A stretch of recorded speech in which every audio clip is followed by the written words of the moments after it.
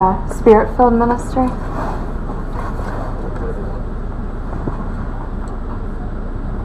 And you're a registered 501(c)(3). Technically, that piece of paperwork's pending. It should be official any day now. Well, best I can do is put a 3-day hold on the check.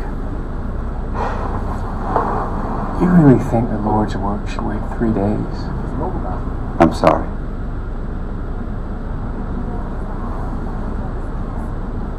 Mind if I visit your restaurant?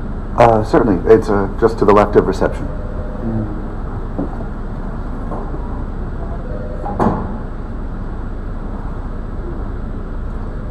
Do you ever make exceptions? I'd already be making an exception. Normally there's a 7-day hold on amounts over $10,000. But theoretically, is there ever a case where you could cash a check like this on the spot?